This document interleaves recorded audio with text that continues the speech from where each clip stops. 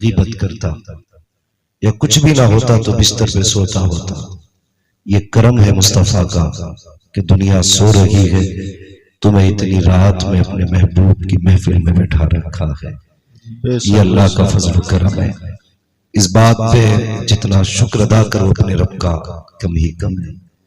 नौजवानों, आज नारों से ज्यादा जरूरत इस बात की है कि हमें अपनी बिगड़ी सफों को सीधा किया जाए।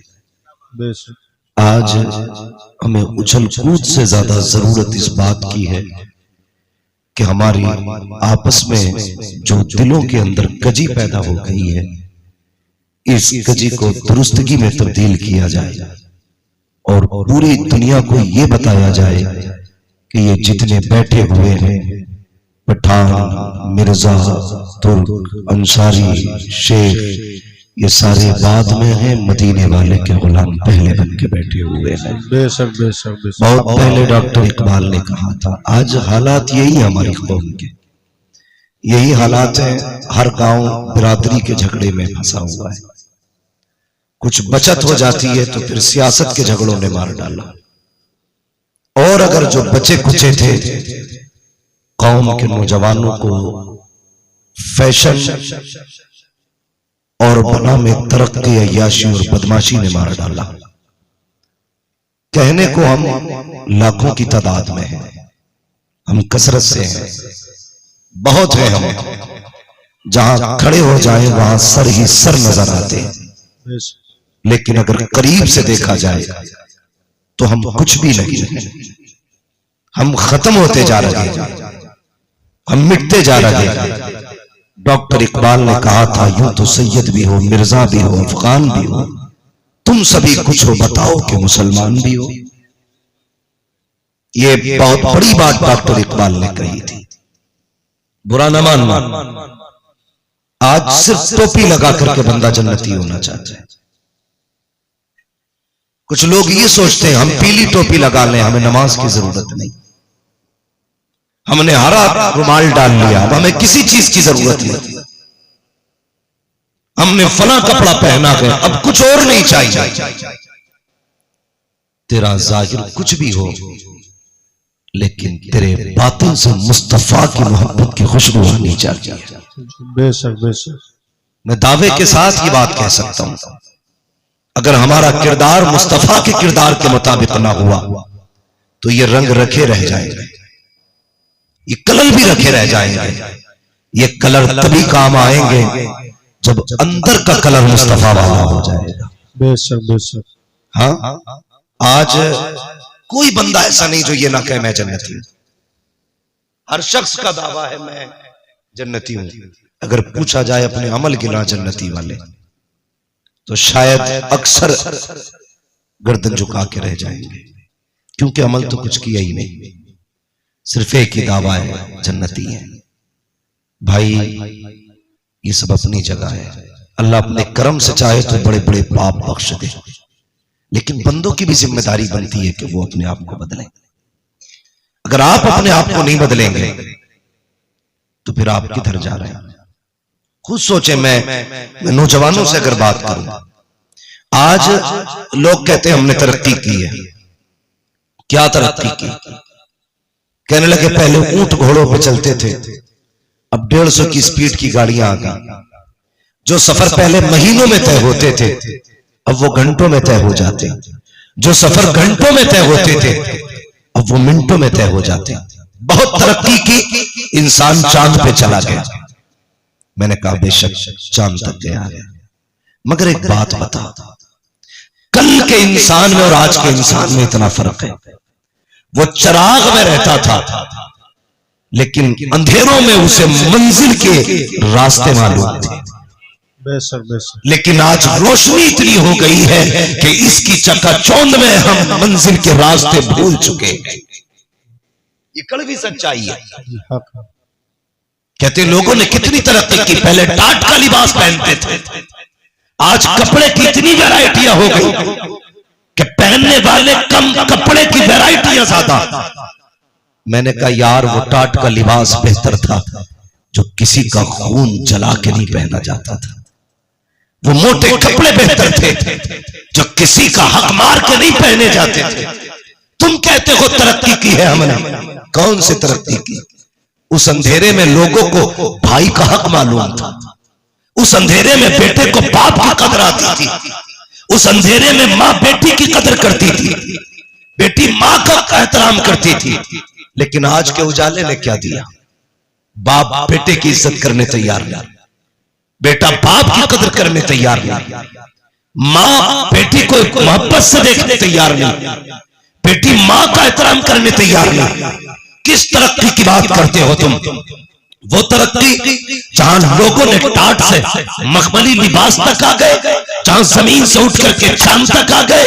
तुमने कहा ये तरक्की है, मैंने कहा ये तरक्की नहीं है। अगर तुम्हें लगता है ये तरक्की है, हॉस्पिटल के अंदर जाकर के देखो, सगा भाई भर्ती है, एक भाई पे दवा के लिए पैसे नहीं है, दूसरा होटलों में जाकर दावतों की मौज मार रहा है, सगी बहन के लिए बेटी के रिश्ते के लिए पैसा नहीं है, भाई शराब के नशे में मौज कर रहा है। किस तरक्की की बात करते हो तुम, जहां बहनों का हाल पूछने वाला कोई नहीं, और ये जवान अय्याशी के नशे में डूब जाए, तुम कहते हो ये तरक्की है। तरक्की ये नहीं है, बल्कि तरक्की तो ये थी कि डॉक्टर इकबाल ने कहा था कि मोहम्मद से वफा तूने तो गम तेरे है, ये जगह चीज है क्या लोगों कलम तेरे। वाह वाह वाह, क्या बात है। नारे तकबीर, नारे रिसालत, मसलके आला हजरत उलमाए अहले सुन्नत, मुफ्ती अहमद साहिब किबला, नारे तकबीर।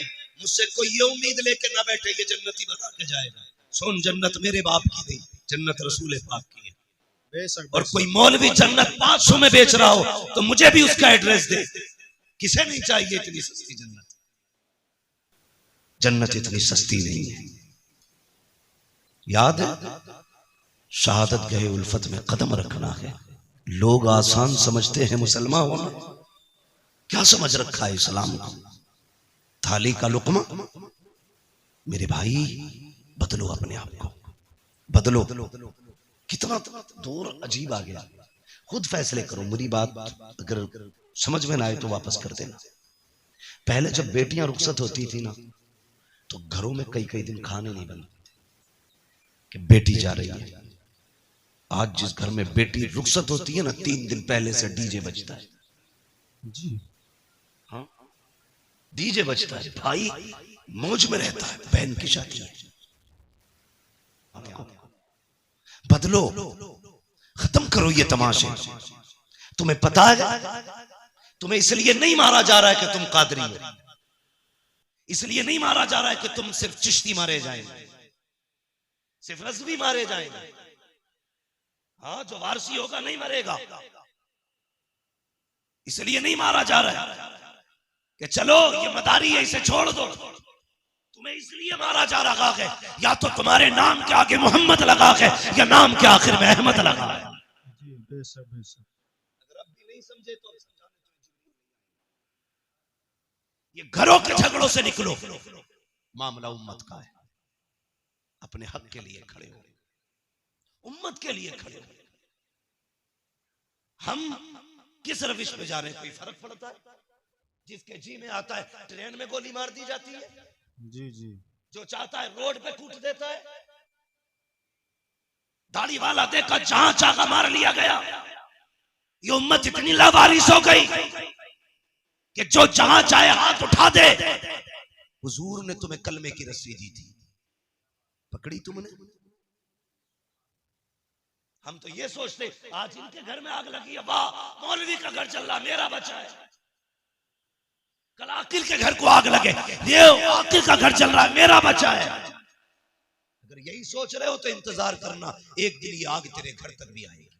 जी बेशक, तुम्हारे घर तक भी आएगी। खुदा के वास्ते मुसलमान हो जाओ, सच्चे पक्के मुसलमान हो जाओ।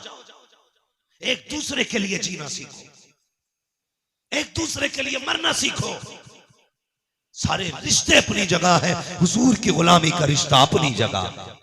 बेशक बेशक क्यों बेशक। दिल में दर्द नहीं होता किसी के लिए? मुझे बताया जाए। हर शख्स ये चाहता कि मेरी चौधराहट सलामत रहे, मेरी खसाबी बची रहे। सोन कितना बड़ा चौकदरी हो जा, जितना चाहे जमींदार हो जा, जब मरेगा कंगाल हो जाएगा। चौधरागढ़ उसकी सलामत रहेगी जो यहां भी गुलामी का दावा करेगा, वहां भी गुलामी का दावा। बेशक बेशक बेशक, वाह बहुत। हुजूर के गुलाम कौन सा बवाल नहीं, एक हंगामा महशर होता है जी सैकड़ों बातों का रह के ख्याल। जी बेशक बेशक। हमारा मुआशरा मर्द पीरों से पहले से तबाह है, अब तो औरतें पीर बन के निकल आए। हाँ, पहले के आतंक मियाओं के कम थे, अब औरतें मियां बन गई। एक दिन आगरे से फोन आता है कि हमारे यहाँ एक खातून है, वो लोगों को इलाज भी कर रही है, मुरीद भी कर रही है।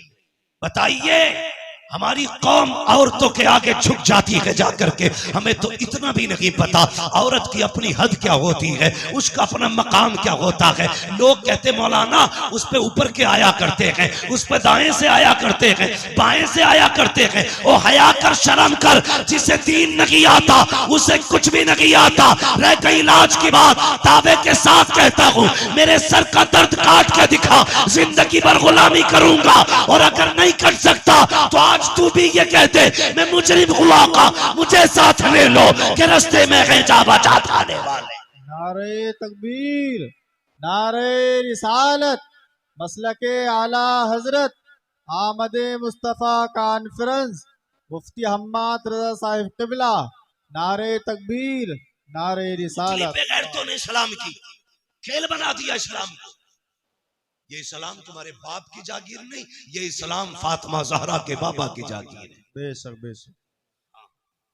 दीन को सलामत रखो, बदलो अपने आप को। समाज इतना गंदा, ये पैसा सिर्फ सब कुछ पैसे के लिए हो रहा है, सब कुछ पैसे के लिए। इज्जतें लोग बेच रहे हैं पैसे के लिए। हाँ, ये ठग विद्यों के खेल पैसों के लिए है। आंख बंद होगी तो बताओ, कोई कब्र में लेके गया, कोई लेके जाएगा? सारे बोले लेके जाएगा, कोई नहीं लेके जा सकता ना। सारा झगड़ा यही तो मसला है, बस दौलत आ जाए, हराम की आए या हलाल की। कोई रूल नहीं चलता, कुछ नहीं आता, तो मियाँ बन के बैठ गए, बाबा बन के बैठ गए, ठगा जा रहा ठगा। हमारी कौम कितनी सादा है, कहती बड़ा पहुंचा हुआ। जो ये कह देना झूठा, रहमान साहब तुम पे 5 का साया, तो कहेंगे ये बहुत पहुंचा हुआ आदमी है। इनने पकड़े मेरे 5, इसने पकड़े, उतारेगा कौन कि भाई ये मैं नहीं कर सकता। भाई जानवर जब बताए तूने तो उतारेगा कौन? तेरा बाप। जब 5 बता तू रहा तो उतार भी तू। जी बेशक। अगर हम बताएंगे तो उतारने का तरीका भी हम बताएंगे। बेशक बेशक। जितने भूत भूतनिए वो सब लेके आ और पूछ इन उलमा से ये कैसे उतरेंगे। ये कहेंगे ना जा 40 दिन चिराग जलाने, मत जा किसी पीर की चौखट पे झाड़ू लगाने, अपनी बेटी से के फजर की नमाज पढ़, सूरह यासीन लेके बैठ जा, मगरिब की नमाज पढ़, सूरह मुल्क लेके बैठ जा। अगर 40 जिन्न भी होंगे, खुदा ने कुरान में वो ताकत रखी है, 40 मियाँ मिलके जिस जिन्न को नहीं उतार सकते, सूरह यासीन 40 जिन्नों को अकेले उतार सकते। वाह वाह वाह वाह वाह, क्या बात है, वाह वाह वाह, बहुत बहुत। आता किसे कुरान है, कह रहा हजरत 17 उम्र करें इस भाई, 17 उम्र करें और यूं है चल उम्र करे। हाँ मैंने कुरान सुना। नमाज में कितनी सूरतें पढ़ता है? अरे भाई बस कुछ नहीं, कुल वल्लाह से ही काम चलाता हूं। ईशा की 17 में कुल वल्लाह पढ़ा के बस। मैंने सोच आएगा, मैंने कहा यार ये 17 उम्र करने गया, जब हुजूर के रोजे पे गया था ख्याल नहीं आया? अगर हुजूर पूछ लेते यहां तक आया है, कुछ मुझे भी कुरान पढ़ के सुनाते, क्या था तुम्हारे पास? हमारी कौम के 70% लोगों को सही तरीके से कलमा नहीं आता। जी 70% लोगों को सही तरीके से कलमा नहीं आता। और चौराहे पे खड़े होकर मैं मौलवी यूं, हाफिज यूं, कारी यूं, नमाज पढ़ के ना निकलता, अब मस्जिद के गेट पे जाकर लगा अंगूठा इलाज। जी जी बेशक। जिसके पीछे नमाज पढ़ी है अभी मस्जिद से निकलता नहीं। पूरी बात है भाई, अपनी नमाज तो बचा। तुझे इमाम का अंगूठा कैसे दिख गया कि सजदे में? तो तू क्या कर रहा था भाई? अगर इमाम का अंगूठा सजदे में हिला तो तू किधर देख रहा था? तू नमाज पढ़ रहा था कि ताकत झांकी कर रहा है? जी बेशक हक बात। हद हो गई यार, हद हो गई। कुरान सीखो मुसलमानों, सीखो और तमन्ना करो कभी मदीने शरीफ जाएंगे, हुजूर को सूरह यासीन पढ़ के सुनाएंगे। है वाह वाह वाह वाह वाह वाह, क्या बात। साल में उम्रा एक करेंगे, लेकिन मदीने वाले को कुरान की कुछ आयतें सुना के आएंगे। बेशक बेशक। कभी जाएंगे जन्नतुल बकी में, जाएंगे सैयदा के मजार पे, जिसके बेटों ने नेज़ों पे कुरान सुनाया, हम उसकी कब्र पे बैठ के कुरान सुना के आए। वाह वाह वाह। नियत करना, ये नहीं आती, नहीं आती बात जब निकल के आती है अल्लाह माफ करे। हमारी कौम में ना दो तबके, एक तो बहुत ज्यादा गरीब है और एक बहुत ज्यादा अमीर है। गरीबों का मामला ये, वो दीन यूं भूल बैठे कि उन्हें कुछ आता ही नहीं। अमीर यूं दीन भूल बैठे कि फैशन में आ जाए। जाते हैं दोस्तों के साथ, क्या है कुछ नहीं, बस मौलाना ये बियर है। क्या है बियर? तो कुछ नहीं, ये तो जूस है फलों का, इसके नाम पे हमने शराब पी ली। तुम्हें पता है बहानों से तुम्हारे हलक के अंदर हराम उतारा जा रहा है, और जिस मुसलमान के हलक से हराम उतर जाए उससे ईमान की ताकत छीन ली जाती है। हाँ, अगर वो शेर हो तो कुत्ता बना दिया जाता है, कुत्ता हो तो गीदड़ बना दिया जाता है। मैं कहता हूँ हलाल लुकमे का, खुदा की कसम गीदड़ होगा अल्लाह तुझे शेर बना दे। बेशक बेशक। ये हलाल लुकमों की ताकत है। हमारी कौम का जवान टूटता जा रहा है। दो चीजों ने बर्बाद किया, एक नेट का नशा, दूसरा शराब का नशा। बदलो इन चीजों से, सबसे निकलो, सबसे निकलो। हम शराब के नशे में डूब गए। नौजवानों दुआएं मांगा करो, अल्लाह जबान नापाक ना करना, अल्लाह हल्क नापाक ना करना। खुद मेरा एक सवाल है, जरा सुने। अभी मुहर्रम शरीफ का महीना गुजरा जी, गुजरा के नहीं मुहर्रम शरीफ का महीना। यकीनन उम्मीद है हर सुन्नी ने करबला वालों के नाम पे कुछ ना कुछ जरूर चखा होगा। ठीक है जी, चाहे उसने हलीम खाया हो, शरबत पिया हो, सबील के नाम पे, उनके नाम पे जरूर खाया। और मेरा अपना अकीदा तो यह है, खाते हैं तेरे दर का, पीते हैं तेरे दर का, पानी है तेरा पानी, दाना है तेरा दाना। क्या बात है, वाह वाह वाह। मैं गलत नहीं कह रहा हूं। मैं नेपाल तकरीर करने के लिए गया, नेपाल में, अल्लामा शमीम साहब, नेपाल में तकरीर करने के लिए गया, तो एक बहुत बड़ा अधिकारी पुलिस डिपार्टमेंट, वो मुझसे आके कहने लगा कि मौलाना तुम्हें मैंने भी नेट पे सुना है, तुमसे ये कहने आया हूं कि आप अपनी कौम के नौजवानों से इतना पूछना कि जो सरहद पे शराब के साथ पकड़े जाते हैं वो मुसलमान ही क्यों होते हैं। ये सोचने वाली बात है कि जो सरहदों पे शराब और नशे के साथ पकड़े जाते हैं वो मुसलमान ही क्यों होते। इन्हें बताना तुम्हारे दीन में शराब कितना बुरा पाप है।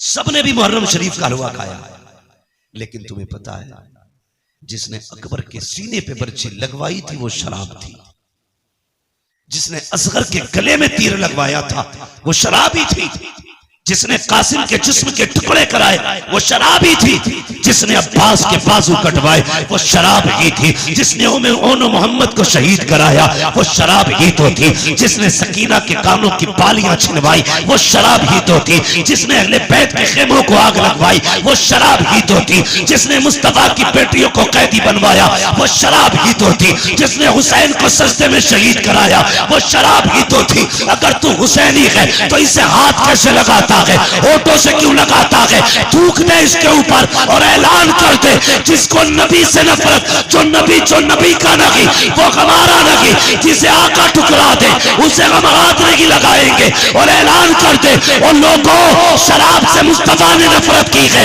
अब मोहम्मद का गुलाम भी शराब से नफरत करके दिखाया। वाह वाह क्या बात है, वाह वाह वाह वाह। करेंगे इंशाअल्लाह।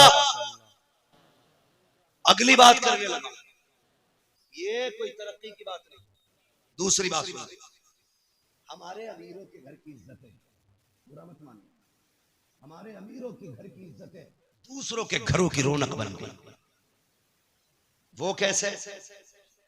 शादी आती है तो क्या कहती है बहन, भैया पैसे दो मैं खुद लाऊंगी अपने पसंद के कपड़े। बुरा मत मानना, जैसे आपकी बेटी है वो मेरी भी बेटी है, आपकी बहन मेरी बहन है। किसी को जलील करना मकसद नहीं है, मामला सिर्फ इतना है मेरी तकरीर तबे यार को बेचैन करती है, सबब क्या है वही कहता हूं जो दिल पर गुजरती है। मेरे सामने ज्यादातर नौजवान बैठे, और मैं ये सोचता हूं अगर जवान मजबूत हो गए ना तो कसम खुदा की मुआशरा मजबूत हो जाएगा। और मुझे खुशी है ये जलसा जितने लोगों ने कराया है सारे कड़ियां जवान है, इसमें कोई भी पुरानी सोच वाला नहीं, नए खून नए जज्बात वाले लोग हैं। और उम्मीद है इंशाअल्लाह एक इनकलाब आना है, जी बेशक एक इनकलाब आना है और हमारे मुआशरे को साफ सुथरा होकर के लोगों के सामने आना है। नौजवानों वादा करो हम अपने मुआशरे को बेहतर करेंगे। बोलो इंशाअल्लाह, इंशाअल्लाह, जोर से इंशाअल्लाह। अभी आप सारे नहीं बोल रहे, बोलो इंशाअल्लाह। गलतियां हमने क्या की, बहुत गौर से सुनो। हमारी बहन बेटियां हमसे कहती हैं भैया तेरी शादी के कपड़े अपने पसंद के लाओ, हम लाड प्यार में पर्स निकाल के या बैंक का कार्ड निकाल के दे देते, ले जा लेके आ। जब वो लाई तो हमने कुछ नहीं देखा, जब उसने आके पहने तो फिर गैरत आ रही थी, लाने के बाद पहने, लेकिन हमें नहीं, देखने वालों को गैरत आई। कसम खा के बताओ, शादी ब्याह तुम भी अटेंड करते हो, मैरिज हॉलों में जाते हो, जब तुम शादी वाले फंक्शन में जाते हो कितनी बेटियों के सर पे दुपट्टा नजर आता है। तुम फैसले करो, मैं नहीं कहूंगा। हम लोग तो जाते ही नहीं मैरिज हॉलों में, इसलिए कि अगर दावत मिल भी जाए तो वहां खाने का इंतजाम नहीं, सारे गधों की तरह खाया करते। हाँ? एक मौलवी को खाने के लिए जगह तक नहीं मिलती। लोग कहते हैं बड़ा महंगा मैरिज हॉल है, बड़ा महंगा किया है। तो यार कुर्सियां आलीशान होनी चाहिए थी, लेकिन हाथ में प्लेटें। एक को मैंने देखा, हद होती है, उसने इतनी प्लेट भर ली कि दोनों हाथों से पकड़ रहा था। अब चक्कर में था खाए कैसे और रखे कहां। समझो यार, पहली बात तो हम लोग जाते ही नहीं है, चले जाएं तो जो लेना देना दे के आ जाते हैं, क्योंकि हमारे लिए जगह ही नहीं। लोग टहल टहल के खाते हैं। इसलिए तुमसे पूछ रहा हूं कितनी बेटियों के सर पे दुपट्टा होता है? 5% बहुत कह दिया आपने, 3% बेटियों के सर पे दुपट्टा नहीं होता। ये दुपट्टे सड़क के गले में आ गए और वहीं पे फिर हुक्म होता है नौजवान दूल्हा की तरफ से कि सारी एक एक मेहमान की वीडियो बननी चाहिए। उसी मेहमान में किसी के घर की बेटी भी खड़ी है, किसी के घर की बहन भी खड़ी है, किसी की बीवी भी आई खड़ी है, बिना दुपट्टे के सबकी वीडियो बन रही है। लोग दूल्हा को कम देखा करते हैं, उन तमाशों को ज्यादा देखा करते हैं। कहीं कहीं पे अगर लड़कियां खड़ी होती हैं, ये वीडियो बनाने वाले, शादियों में औरतों का तमाशा बनाने वाले इतने बेगैरत होते हैं। जिन बेटियों